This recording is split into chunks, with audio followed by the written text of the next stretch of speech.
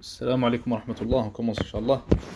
Alhamdulillahi Rabbil Alamin. Wa salatu wa salamu ala Rasulillah wa ala alihi wa sahbihi wa man wala amma ba'd. Donc, dernier cours, on avait parlé des bienfaits qui viennent avec la connaissance de Asbab al-Nuzul, des raisons de la révélation des versets du Coran. Et ça, c'était notre cours passé. Aujourd'hui, Inch'Allah, on va voir un nouveau point. Le Cheikh Rahimahullah, il dit Umumul lafzi wa khususus sabab. Et ça, c'est un point très important. Il dit la généralité du verset, la généralité de ce qu'Allah Azza wa Jal dit, et le fait que ça a été révélé à propos d'un incident spécifique. Qu'est-ce qu'on veut dire par là? Les versets qui ont été révélés à propos d'un incident spécifique, par exemple dû à une question d'une personne, ou dû à une situation dans laquelle était tombée une personne spécifique parmi les musulmans, parmi les compagnons du prophète radiyallahu anhum alayhi salatu wassalam. Maintenant, vu le fait que ce verset-là, que ce jugement-là a été révélé à cause de cette personne spécifique-là, est-ce qu'on dit que le jugement est spécifique à cette personne-là, il est spécifique à cet incident-là, ou alors est-ce qu'on dit que le jugement, il est général et il s'applique à toute la umma du prophète alayhi salatu wassalam et s'applique aux gens jusqu'au jour du jugement? Le cheikh il dit إذا نزلت الآية لسبب خاص ولفظها عام كان حكمها شاملا لسببها. Le cheikh il dit ici, si un verset est révélé dû à un incident spécifique, dû à une raison spécifique, mais que la manière dont Allah Azza wa Jal parle dans ce verset-là qu'il a révélé est une manière générale. Une manière générale, ça veut dire ça peut s'appliquer à tout le monde. Alors il dit que dans ce cas-ci, ce verset-là, il s'applique à tout le monde. Il s'applique à tous les musulmans, à toute la umma du prophète alayhi salatu wassalam. Pourquoi? Il dit ici لأن القرآن نزل تشريعا عاما لجميع الأمة فكانت العبرة بعموم لفظه لا بخصوص سببه. Il dit car le Coran a été révélé comme une législation pour toute la umma du prophète alayhi salatu wassalam, que ce soit ceux qui ont vécu avant lui ou ceux qui sont venus après lui jusqu'au jour du jugement. Donc le fait que le Coran, sa législation, elle est générale, veut dire que ce qui arrive dans le Coran, même si c'est un incident spécifique à propos duquel les versets ou les jugements sont révélés, s'applique à tout le monde tant que c'est écrit, que c'est général. Maintenant, il y a certains versets, par exemple, il y a un verset où Allah subhanahu wa ta'ala, il parle d'un certain jugement, et il dit au prophète alayhi salatu wassalam, khalisatan lak. Il dit ce jugement-là est seulement pour toi. Allah Azza wa Jal, quand il a révélé le jugement, il a bien spécifié que ce jugement-là est spécifique au prophète alayhi salatu wassalam seul. Alors, dans un cas similaire, on dit que le verset, le jugement qui a été révélé, n'est pas général, mais plutôt est spécifique au prophète alayhi salatu wassalam. Pourquoi? Car c'est Allah Azza wa Jal qui l'a dit. Sauf que là, ce qu'on veut dire, c'est que la raison de révélation, la cause qui a fait en sorte que ce verset-là soit révélé, ou ce jugement-là soit révélé, qu'elle soit spécifique ou générale, ça ne nous importe peu. Nous, ce qui va nous importer, c'est comment est-ce qu'Allah Azza wa Jal parle dans ce verset-là. S'il parle d'une manière générale, alors ça s'applique à tous les musulmans. S'il parle d'une manière spécifique, alors ça va s'appliquer seulement à propos de ceux à qui il parle. Par exemple, dans le cas qu'on a donné, il parle du prophète alayhi salatu wassalam spécifiquement. Le cheikh, il donne un exemple ici, rahimahullah, il dit, قوله تعالى, la parole d'Allah Azza wa Jal, والذين يرمون أزواجهم ولم يكن لهم شهداء إلا أنفسهم إلى قوله إن كان من الصادقين. Donc le cheikh ici, rahimahullah, il parle de li'an. Li'an, c'est quoi le jugement de li'an? C'est si une personne dit que sa femme, ou alors une femme dit que son mari a commis zina, alors dans ce cas-ci, s'ils n'ont pas de témoins, il peut jurer, et ça c'est des détails qu'on va trouver dans le livre de fiqh, nous on n'est pas là pour parler de ça. Ce qu'on veut dire en fait, ce qu'on veut expliquer, c'est que c'est un jugement qui a été révélé par Allah Azza wa Jal. Et on trouve dans Sahih al-Bukhari, un hadith rapporté par Ibn Abbas radiyallahu anhuma, que le prophète alayhi salatu wassalam, un homme est venu le voir, cet homme-là qui est Hilal ibn Umayya, et ce Hilal ibn Umayya, il a accusé sa femme d'avoir commis zina avec un certain homme. Et le prophète alayhi salatu wassalam lui a dit, soit tu apportes une preuve, ou alors la punition sera appliquée contre toi. Cette personne-là, ce compagnon radiyallahu anhu, il a dit, Wallahi, je suis honnête, je suis véridique dans ce que je dis. Et il a dit, Allah Azza wa Jal va révéler des versets pour montrer que je suis véridique et pour m'innocenter. Et juste après cela, Allah subhanahu wa ta'ala, il a révélé le jugement de l'i'an, le jugement de la chose de laquelle on vient de parler. Maintenant, nous, ce qu'on veut, pourquoi est-ce qu'on explique tout ça? C'est parce qu'Allah Azza wa Jalla a révélé ce jugement-là dû à une personne spécifique, qui est Hilal ibn Umayya, comme on a dit, dû à un incident spécifique, l'incident qu'il avait avec sa femme. Est-ce qu'on dit que ce jugement-là, il est spécifique à lui et qu'après lui, ça ne s'applique plus aux autres musulmans? Comme on a déjà expliqué, on ne dit pas ça. Ça s'applique à tous les musulmans, car ici, la manière dont Allah Azza wa Jalla parle dans ce verset-là, c'est une manière générale, montrant que le verset et son jugement sont généraux pour tous les musulmans. Maintenant, le cheikh, il passe à un autre sujet, rahimahullah, il dit Al-Makki ou Al-Madani. Il dit le Makki, le Coran Makki, le Coran Mekwa, révélé à Mecca, et le Coran Madani, le Coran médinois révélé à Al-Medina. Et ça, on en a longuement déjà parlé dans les cours de Sira. Si vous remarquez, même le fait que la manière dont Allah Azza wa Jal parle soit générale, on en a aussi un peu parlé dans Usul al-Fiqh, dans les fondements du fiqh.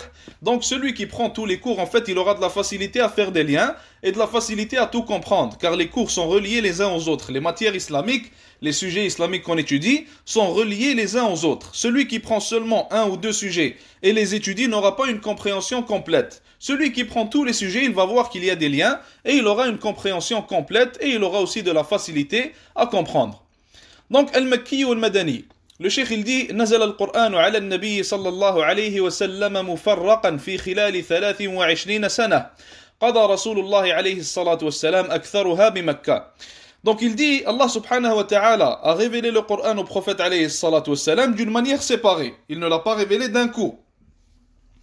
Et la révélation a été divisée en 23 ans. Donc ça a pris 23 ans pour que tout le Coran soit révélé au prophète alayhi salatu wassalam. Allah Azza wa Jalla dit وَقُرْآنًا فَرَقْنَاهُ لِتَقْرَأَهُ عَلَى النَّاسِ عَلَى مُكْثٍ وَنَزَّلْنَاهُ تَنزِيلًا. Surat al-Isra, verset 106. Allah Azza wa Jalla dit dans ce verset qu'il a séparé le Coran. Voulant dire séparer sa révélation au prophète alayhi salatu wassalam. Le cheikh continue en disant وَلِذَلِكَ قَسَّمَ الْعُلَمَاءُ رَحِمَهُمُ اللَّهُ تَعَالَى الْقُرْآنَ إِلَى قِسْمَيْنِ. Il dit, et c'est pour ça que les savants ont divisé le Coran en deux types. Al-Makki ou Al-Madani. Le Coran mekwa, révélé à Mecca, et le Coran médinois, révélé à Al-Madina. Le cheikh il explique, il dit, c'est quoi le Makki? Quel est le Coran mekwa? Comment est-ce qu'on le définit? ما نزل على النبي صلى الله عليه وسلم قبل هجرته إلى المدينة. Il dit, c'est toute révélation qui a été révélée au prophète alayhi salatu wassalam avant sa hijra vers Al-Madina. Toute révélation faisant partie du Coran, révélée avant la hijra du prophète alayhi salatu wassalam. Et le Madani, c'est le contraire, c'est toute révélation reliée au Coran, révélée au prophète alayhi salatu wassalam après sa hijra Al-Madina sallallahu alayhi wa sallam. Un petit point à part, ça ne nous intéresse pas nécessairement, mais juste pour que vous ayez l'information, il faut savoir que certains savants ils disent que le Coran Makki, c'est ce qui a été révélé dans la ville de Mecca. Donc même si ça a été révélé après la hijra, si ça a été révélé dans la ville de Mecca, par exemple après que le prophète alayhi salatu wassalam ait conquis Mecca, alors eux ils appellent ça aussi le Coran Makki, le Coran Mekwa, même si c'était après la hijra. Le cheikh continue, il dit وعلى هذا فقوله تعالى اليوم أكملت لكم دينكم وأتممت عليكم نعمتي ورضيت لكم الإسلام دينا. Le cheikh il dit le verset de Surat al-Ma'ida, verset 3, où Allah subhanahu wa ta'ala il dit Al-yawma akmaltu lakum dinakum, aujourd'hui j'ai parachevé pour vous votre religion. Il dit que ce verset là fait partie du qism madani, il fait partie du type madani, car il a été révélé après la hijra du prophète alayhi salatu wassalam. Et il est rapporté dans Sahih al-Bukhari par Omar radiyallahu anhu qu'il a dit قد عرفنا ذلك اليوم, il a dit nous connaissons cette journée. والمكان الذي نزلت فيه على النبي صلى الله عليه وسلم. Et nous connaissons même l'endroit où ce verset-là a été révélé au prophète عليه الصلاة والسلام. نزلت وهو قائم بعرفة يوم جمعة. Il a dit ça a été révélé alors que le prophète عليه الصلاة والسلام était debout sur le mont Arafat un jour de vendredi. Donc c'est comme si le cheikh rahimahullah il essaye de nous dire ici que ce verset-là fait partie des versets médinois.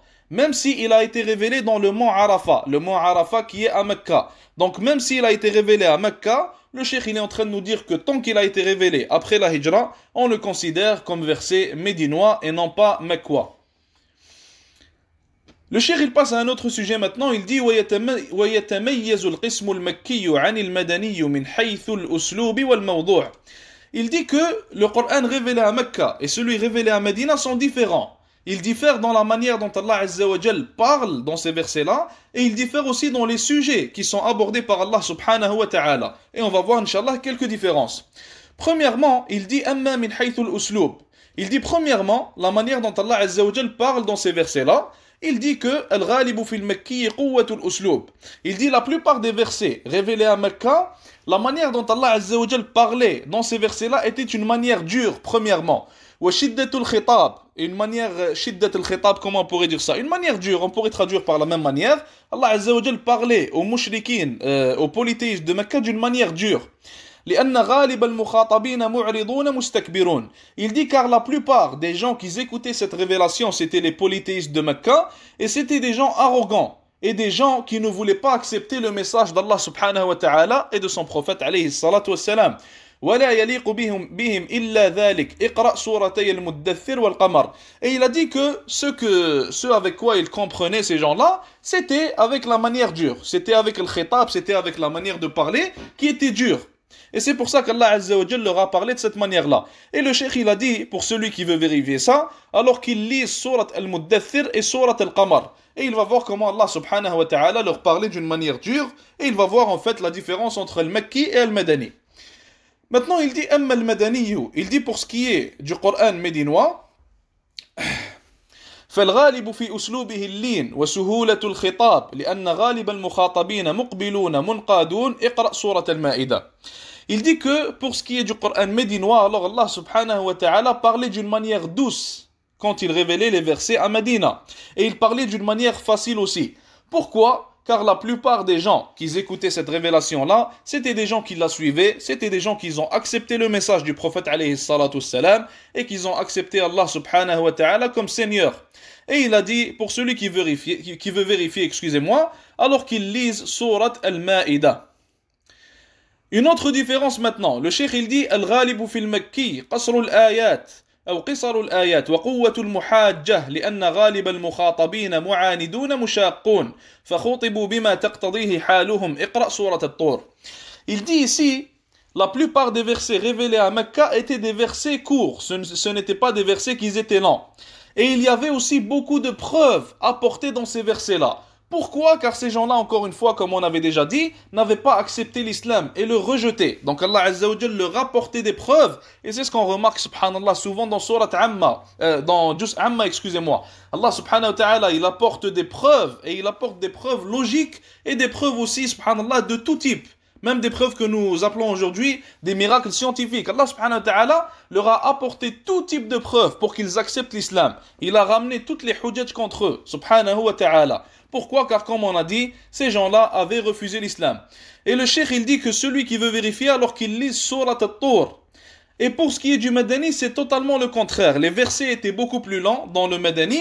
Et Allah subhanahu wa ta'ala, dans le Coran médinois, il révélait beaucoup de jugements. Pourquoi est-ce qu'Allah Azza wa Jal révèle des jugements et ne révèle plus des preuves prouvant son existence? Car ces gens-là avaient déjà accepté l'islam et maintenant ce qu'il leur restait, c'était l'explication de l'islam et l'explication de ce qu'Allah Azza wa Jal voulait et ne voulait pas, donc l'explication du halal et du haram. Pour ça qu'Allah Azza wa Jal a révélé le halal et le haram grandement ou plus particulièrement à Medina qu'à Mecca. Maintenant, pour ce qui est du sujet, ou plutôt des sujets abordés dans le Coran mecquois et médinois, le cheikh il dit ici, وَأَمَّا مِنْ حَيْثُ الْمَوْضُوعِ, pour ce qui est des sujets abordés, premièrement, il faut savoir que الغالب في المكي تقرير التوحيد والعقيدة السليمة خصوصا ما يتعلق بتوحيد الألوهية والإيمان بالبعث لأن غالب المخاطبين ينكرون ذلك. Il dit Allah subhanahu wa ta'ala pour ce qui est des sujets qu'il abordait quand il révélait la révélation mecquoise, alors il faut savoir qu'Allah Azza wa Jal parlait beaucoup du tawhid. Allah subhanahu wa ta'ala parlait beaucoup de la aqida. Allah Azza wa Jal corrigeait la aqida de ces gens-là et les appelait vers la bonne croyance, la bonne aqida.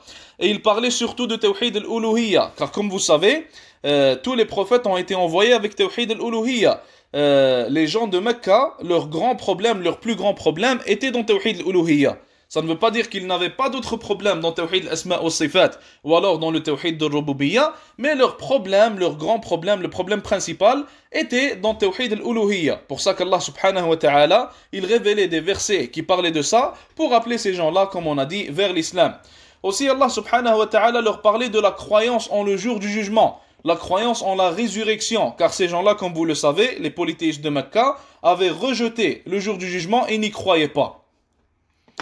Pour ce qui est de المدني, le cheikh il dit رحمه الله أما المدني فالغالب فيه تفصيل العبادات والمعاملات لأن المخاطبين قد تقرر في نفوسهم التوحيد والعقيدة السليمة فهم في حاجة لتفصيل العبادات والمعاملات. Il dit que la plupart du Coran médinois, il parlait des adorations et il parlait aussi des actions qu'on va avoir avec autrui. Par exemple, des actions qui sont reliées au commerce, des actions reliées au mariage, des jugements reliés à tout cela. Car comme on avait déjà expliqué, Allah Azza wa Jal n'avait pas besoin de révéler des choses à propos de la aqidah à ces gens-là, car ils avaient déjà cru en la bonne aqidah et avaient déjà la bonne croyance. Donc Allah subhanahu wa ta'ala leur révélait ce qui était relié au jugement et ce qui était relié à leur vie de tous les jours pour ne pas tomber dans le haram et toujours être dans le halal. Une autre chose, le cheikh il dit rahimahullah al-ifadatu fi dhikri al-jihad wa ahkamihi wal munafiqin wa ahwalihim fi al-qism al-madani liqtida'i al-hal. ذلك حيث شرع الجهاد وظهر النفاق بخلاف القسم المكي. Le cheikh rahimahullah il dit que pour la révélation médinoise, on va avoir un nouveau sujet qu'il n'y avait pas à Mecca, il n'y avait pas du tout à Mecca. C'est le sujet du djihad. Et on va aussi avoir un autre sujet qui était révélé, qu'il n'y avait pas à Mecca, c'est le sujet des hypocrites. Il faut savoir que les musulmans à Mecca étaient faibles et les polythéistes étaient les plus forts. Mais quand le prophète alayhi salatu wassalam a émigré à Medina, tous les gens, ou la plupart des gens plutôt, la plupart des habitants de Médina étaient avec lui. Et la plupart étaient devenus musulmans. Et la plupart se sacrifieraient pour lui. Donc le Nabi alayhi salatu wassalam, il avait une armée avec lui. Donc quand il a une armée, Allah subhanahu wa ta'ala, il a commencé à lui parler du djihad premièrement.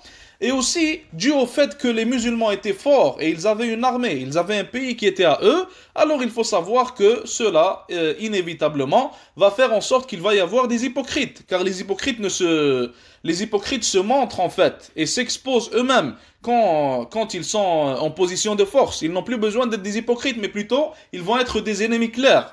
Mais quand ils sont en position de faiblesse, alors ils ne vont pas se montrer et ils vont être des hypocrites, ils vont être des mécréants tout en cachant cela. Et c'était ça la situation à Médina, à Al-Medina. C'est pour ça qu'Allah subhanahu wa ta'ala a révélé des versets qui parlaient des hypocrites à Al-Medina et ne les a pas révélés à Mecca, car tout simplement à Mecca il n'y avait pas d'hypocrites, car il n'y avait pas de besoin à ce que les ennemis soient des hypocrites. Maintenant, maintenant que nous connaissons le Coran médinois et le Coran mecquois, nous avons quelques détails à propos de ces deux types de Coran-là. Maintenant, en quoi est-ce que ça peut nous servir de savoir si une sourate ou si un verset a été révélé à Mecca ou à Medina? Le cheikh il dit معرفة المكي والمدني نوع من أنواع علوم القرآن المهمة وذلك لأن فيها فوائد. Le cheikh rahimahullah il dit que parmi les sciences du Coran qui sont importantes, parmi les sciences importantes des sciences du Coran, il dit il y a le fait de connaître si le Coran qui a été révélé à Mecca ou à Medina. Et cela est dû à des raisons. Ou plutôt cela est dû pour des raisons, excusez-moi. Premièrement, la première raison c'est quoi? ظهور بلاغة القرآن في أعلى مراتبها حيث يخاطب كل قوم بما تقتضيه حالهم من قوة وشدة أو لين وسهولة. Donc, subhanallah, la première raison que le cheikh il donne, rahimahullah, il dit que nous voyons la sagesse d'Allah subhanahu wa ta'ala, si on peut la définir comme ça, on voit la sagesse d'Allah azza wa jal dans sa révélation. Pourquoi? Car Allah subhanahu wa ta'ala, comme nous venons d'expliquer, il révèle à ces gens-là ce dont ils ont besoin. Il révèle chaque chose au bon moment. Il révèle chaque chose à la bonne place subhanahu wa ta'ala. Allah azza wa jal n'a pas parlé de jugement à des gens qui rejetaient la aqidah. Allah azza wa jal leur a parlé de la aqidah directement et n'a pas parlé d'autre chose. Et Allah subhanahu wa ta'ala n'a pas parlé de la croyance et de la aqidah à des gens qui l'avaient déjà accepté, mais plutôt il leur a parlé des jugements et il est passé avec eux à autre chose pour qu'ils augmentent de niveau.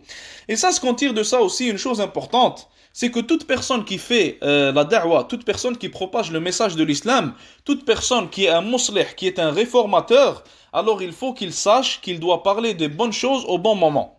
La da'wah ne se fait pas n'importe comment. La da'wah, c'est pas tu fais de n'importe quelle manière, Inch'Allah ça va marcher. C'est pas comme ça que ça marche. La da'wah doit être faite avec sagesse. Maintenant, si tu as une personne devant toi, cette personne-là, elle ne prie pas, ou alors cette personne-là, elle a des problèmes dans sa croyance, Et en même temps, cette personne-là, elle commet certains péchés. Par exemple, elle boit. Ou alors, par exemple, elle fume. Wal'iyadhu billah, qu'Allah nous préserve tous et préserve tous les musulmans. Alors, cette personne-là que tu as devant toi, même si des fois, tes émotions en tant qu'être humain, ils te disent de lui dire d'arrêter de fumer ou arrêter de boire, il faut que ta sagesse te pousse à lui dire ou à réformer son tawhid, à réformer sa aqida et à délaisser les autres choses qui sont secondaires pour le moment. Donc le musulman doit être sage dans la da'wah qu'il fait, tout comme Allah subhanahu wa ta'ala, qui est le plus sage, a été sage dans sa révélation du Coran. Il faut qu'on en prenne exemple et qu'on soit sage dans la da'wah qu'on fait, et dans la réformation que l'on fait, et dans la manière qu'on fait cette réformation-là. Il ne faut pas la faire n'importe comment, il ne faut pas la faire juste en essayant ou en tentant sa chance, c'est pas comme ça que ça marche, mais plutôt il faut la faire de la bonne manière, et dire les bonnes choses au bon endroit et au bon moment. Et comme Cheikh Tarifi, hafidahullah, il a dit, il faut toujours essayer de régler les plus grands problèmes. Et après, on passe aux plus petits. Donc la aqidah qui est le plus grand des problèmes que nous avons aujourd'hui en tant que musulmans, ou beaucoup de musulmans ont ce problème-là. Alors il faut qu'en tant que réformateur, on règle ce problème-là de aqidah, et puis après nous passons à autre chose. La deuxième raison, le Cheikh rahimahullah, il dit ظهور حكمة التشريع في أسمى غاياته حيث يتدرج شيئا فشيئا بحسب الأهم على ما تقتضيه حال المخاطبين واستعدادهم للقبول والتنفيذ. Il dit, nous voyons aussi la sagesse d'Allah subhanahu wa ta'ala, car Allah azza wa jal ne révélait pas tous les jugements au même endroit, ou plutôt au même moment, excusez-moi. Allah azza wa jal révélait les jugements selon l'état des gens. Aïcha radiyallahu anha, elle a dit que si le prophète alayhi salatu wassalam était venu dès le début en disant que le khamr, en disant que l'alcool était haram, alors personne ne l'aurait suivi. Allah subhanahu wa ta'ala, il n'a pas rendu l'alcool haram directement dès le début, mais plutôt il y a eu des étapes qui ont été passées et Allah subhanahu wa ta'ala l'a révélé au bon moment, après que les musulmans aient une foi forte, après qu'ils soient habitués à l'islam, après qu'ils soient en amour avec leur religion, en amour avec Allah subhanahu wa ta'ala. C'est là qu'Allah azza wa jalla leur a révélé le tahrim de l'alcool, l'interdiction de l'alcool, et ça a été facile pour eux d'accepter cela. Et nous, en tant que, comme on a dit, en tant que personnes qui veulent faire da'wah, qui veulent faire la réforme de la Ummah, alors il faut qu'on prenne exemple sur cela aussi, et qu'on y aille étape par étape quand on parle à une personne. Par exemple, si tu as devant toi un frère ou une sœur qui commet du haram ou qui a des problèmes dans sa aqida ou quoi que ce soit, alors il ne faut pas que tu lui parles de tous les problèmes qu'il a en même temps. Sinon, il va te voir comme un ennemi. Il va se dire, subhanallah al-azim, toi tu es en train de me dire que c'est bon, je suis foutu, je vais aller en enfer dans tous les cas. Donc, si c'est comme ça, je vais rien régler. Laisse-moi aller en enfer et c'est tout. Le musulman ne doit pas être comme ça. Nous, on doit passer, comme on a dit, étape par étape. On doit régler les choses les plus importantes et puis après les moins importantes. Et il faut que nous voyons aussi, nous regardons cette personne-là, dans quel état est-ce qu'elle est, pour que l'on sache comment est-ce qu'on peut l'aborder et comment est-ce qu'on peut aborder les problèmes dans lesquels est ce musulman-là. Troisièmement, un troisième point important, une troisième faïda, troisième bénéfice que nous tirons de cette connaissance, le Cheikh rahimahullah il a dit تربية الدعاة إلى الله تعالى وتوجيههم إلى أن يتبعوا ما سلكه القرآن في الأسلوب والموضوع من حيث المخاطبين بحيث يبدأ بالأهم فالأهم وتستعمل الشدة في موضعها والسهولة في موضعها. Donc ça aussi c'est ce qu'on vient d'expliquer. Il faut y aller étape par étape, parler des choses importantes et puis après des moins importantes et parler de chaque chose plutôt en son temps, au bon moment, au bon endroit. Aussi, un point important que le cheikh vient de rajouter ici, rahimahullah, il dit qu'il faut utiliser la manière dure quand il faut utiliser la manière dure et il faut utiliser la manière facile quand il faut utiliser la manière facile. Maintenant, le prophète alayhi salatu salam, tout musulman sait que le prophète alayhi salatu salam était une personne douce, il faisait la da'wah d'une manière douce, mais il faut savoir que le prophète alayhi salatu salam faisait la da'wah d'une manière dure aussi quand il le fallait. Par exemple, le Nabi sallallahu alayhi wa sallam, quand Omar était venu pour devenir musulman, le prophète alayhi salatu salam l'a attrapé par le col d'une manière dure et il lui a dit « Qu'est-ce que tu veux ?» Pourquoi est-ce que le prophète alayhi salatu salam a fait cela avec Omar? Tout simplement car Omar est une personne dure. Et celui qui est dur, le plus souvent, il va seulement comprendre de la manière dure. Donc le Nabi sallallahu alayhi wa sallam, qui était le plus sage des êtres humains, a utilisé sa sagesse et il a appliqué, il a fait ce qu'il devait faire et il a appliqué la dureté au bon endroit, au bon moment. De la même manière devrait être le musulman. Le musulman, il n'est pas comme on le prétend de nos jours, il est toujours sage, il se prend des gifles, il ne dit rien. C'est pas comme ça que le musulman doit être. Le musulman, il utilise la dureté en son temps et il est doux quand il faut être doux, tout simplement. Chaque chose en son temps, comme on a dit. Un quatrième et dernier point, le cheikh il dit rahimahullah, تمييز الناسخ من المنسوخ فيما لو وردت آيتان مكية ومدنية يتحقق فيهما شروط النسخ فإن المدنية ناسخة للمكية لتأخر المدنية عنها. Il dit que la personne qui va connaître le Coran mecquois et médinois, alors il pourra aussi connaître al-nasikh ou al-mansoukh, la science du nasikh ou al-mansoukh, la science de l'abrogé et l'abrogeant. Maintenant, si on a un verset qui satisfait aux conditions pour être un verset abrogé, pour être considéré comme un verset abrogé, alors il faut savoir que le verset médinois va être celui qui va l'abroger. Le verset qui a été révélé après est celui qui révèle qui abroge celui qui a été révélé avant lui. Si on a un verset mecquois qui est abrogé et qu'on a un verset médinois qui est venu l'abroger, alors on sait directement, grâce à ces deux sciences-là, que le médinois abroge le mecquois et non pas le contraire, car le médinois est venu après et le mecquois est venu avant, comme on a dit. On va arrêter là pour aujourd'hui, Inch'Allah. Jazakumullahu khair. Wassalamu alaikum wa rahmatullahi wa barakatuh.